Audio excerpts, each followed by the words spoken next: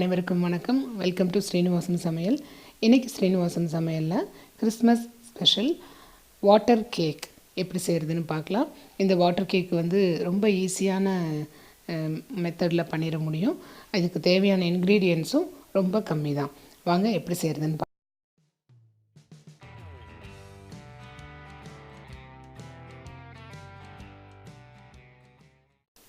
அதுக்கு இந்த மாதிரி ஒரு பாத்திரத்தில் ஒரு 1/4 லிட்டர் அளவுக்கு தண்ணி சேர்த்துக்கோங்க. அது கூடவேவும் 50 ml அளவுக்கு வெஜிடபிள் ஆயில் சேர்த்துக்கோங்க. அதாவது நீங்கள் பயன்படுத்துகிற குக்கிங் ஆயில் சேர்த்துக்கோங்க 50 ml.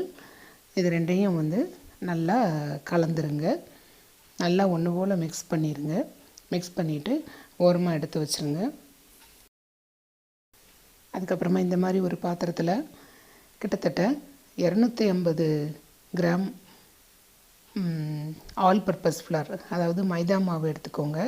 அதில் ஒரு கப்பை முதல்ல இந்த மாதிரி சேர்த்துக்கோங்க. ஒரு 1/4 கப்பை தனியாக எடுத்து வச்சுருங்க. அதாவது ஒரு 200 கிராம் அளவுக்கு இந்த மாதிரி ஃபஸ்ட்டு ஒரு பாத்திரத்தில் சேர்த்துருங்க.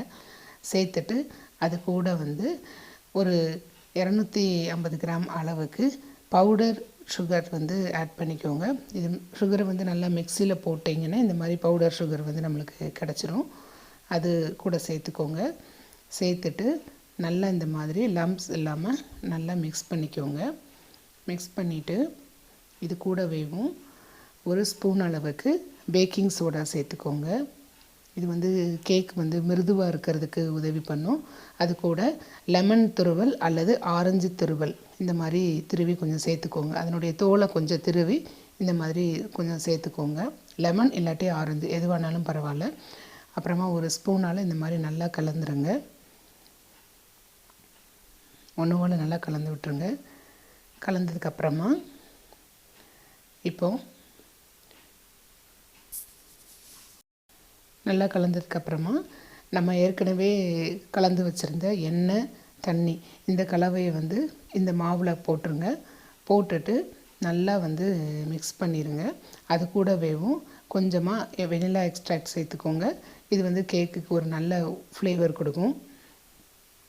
அது கூடவேவும் கொஞ்சமாக லெமன் ஜூஸ் சேர்த்துக்கோங்க.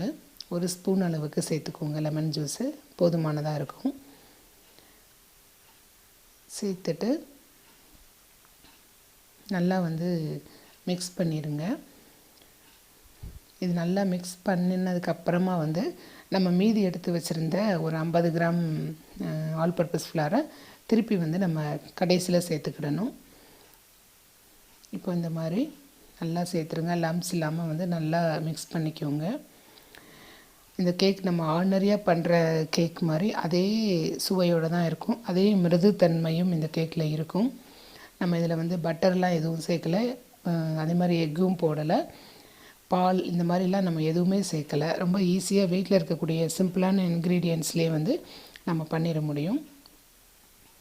அதே மாதிரி இந்த கேக்கு நம்ம குக்கரில் தான் இன்றைக்கி செய்ய போகிறோம். மைக்ரோவேவ்லேயும் இது வைக்கலாம். இந்த மாதிரி நல்லா கலந்து விட்டுருங்க. கலந்துட்டு நம்ம இன்னும் கொஞ்சம் எடுத்து வச்சுருந்த 50 கிராம் மாவை கடைசியில் சேர்த்துட்டு நல்லா கலந்துருங்க. ஒன்று போல் இந்த மாதிரி கலந்துருங்க. இந்த மாதிரி பதத்தில் கேக் மிக்ஸை நீங்கள் கலந்து வச்சுக்கோங்க. இன்றைக்கி நான் கேக்கை ஒரு குக்கரில் தான் வைக்க போகிறேன். அதுக்கு இந்த மாதிரி ஒரு பாத்திரத்தில் நீங்கள் நல்லா எண்ணெய் தடவிக்கோங்க. எண்ணெய், நெய், வெண்ணெய் இப்படி ஏதாவது ஒன்று தடவிக்கோங்க. கேக் நல்லா ஒட்டாமல் வரும். இந்த மாதிரி ப்ரஷ் பண்ணிவிட்டு அது கூட நம்ம தயார் பண்ணி வச்சுருந்த கேக் மாவை சேர்த்துக்கோங்க. இப்போ இந்த மாதிரி ஒரு அலுமினிய பாத்திரமோ இல்லை குக்கரோ எடுத்துக்கோங்க. அது கூட தூள் உப்பு இந்த மாதிரி போட்டு வச்சுக்கோங்க. இது நீங்கள் பேக் பண்ணுறதுக்கு பயன்படுத்தலாம். தூள் உப்பு இது நான் அடிக்கடி பேக் பண்ணதுனால இந்த மாதிரி கலரில் இருக்குது. இந்த மாதிரி உப்பை நீங்கள் அடிக்கடி பயன்படுத்திக்கிடலாம்.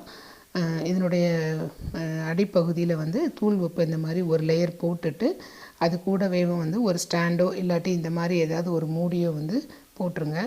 போட்டுட்டு கிட்டத்தட்ட ஒரு 5 நிமிஷம் வரைக்கும் இது நல்லா சூடாகட்டும். இந்த பாத்திரத்தை நீங்கள் ப்ரீ ஹீட் பண்ணிடுங்க.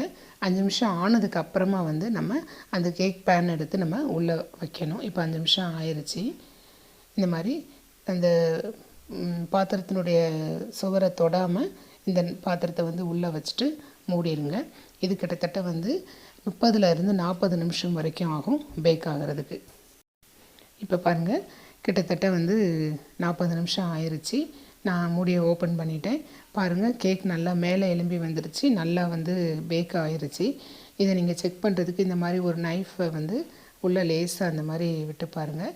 அதில் மாவு ஒட்டாமல் வந்துருந்துச்சுன்னா கேக் பேக் ஆயிடுச்சின்னு அர்த்தம். இங்கே பாருங்கள், நல்லா பேக் ஆயிடுச்சு, மாவு ஒட்டவே இல்லை. இப்போ இந்த பாத்திரத்தை நீங்கள் வெளியே எடுத்துருங்க. வெளியே எடுத்துட்டு நல்லா ஆறுனதுக்கு அப்புறமா நீங்கள் வேறு இதுக்கு வந்து ட்ரான்ஸ்ஃபர் பண்ணிக்கோங்க. இப்போ பாருங்கள், சூப்பரான வாட்டர் கேக் வந்து தயாராகிருச்சு. இது ரொம்ப ஸ்மூத்தாக இருக்கும், ஈஸியாக பண்ணிடலாம். நம்ம வீட்டில் இருக்கக்கூடிய சில இன்க்ரீடியன்ட்ஸ் வச்சு இந்த கேக்கை நம்ம பண்ணிட முடியும். இப்போ இதுக்கு மேலே ஃப்ராஸ்டிங்க்கு வந்து நம்மளுடைய விருப்பத்துக்கு தகுந்த மாதிரி எதுனாலும் பண்ணிக்கிடலாம். நான் இன்றைக்கி ஜஸ்ட் ஐசிங் சுகர் மட்டும் அப்படியும் ஸ்ப்ரெட் பண்ணியிருக்கேன். இப்போ சூப்பராக தயாராகிடுச்சு நம்மளுடைய வாட்டர் கேக். இந்த கேக் வந்து ரொம்ப சாஃப்டாக இருக்குது, ரொம்ப டேஸ்டியாகவும் இருந்துச்சு, ரொம்ப சுகரியாக இருந்துச்சு. நான் மேலே வந்து ஐசிங் சுகர் போட்டிருந்ததுனால நீங்கள் கண்டிப்பாக இந்த கேக்கை இந்த கிறிஸ்மஸ்க்கு ட்ரை பண்ணுங்கள். மறக்காமல் உங்கள் நண்பர்களுடைய ஷேர் பண்ணிக்கோங்க. ஸ்ரீனிவாசம் சமையலுக்கு மறக்காமல் சப்ஸ்கிரைப் பண்ணுங்கள். தினம்தோறும் திருமண விருந்து உங்கள் ஸ்ரீனிவாசம் சமையலில். தேங்க்யூ.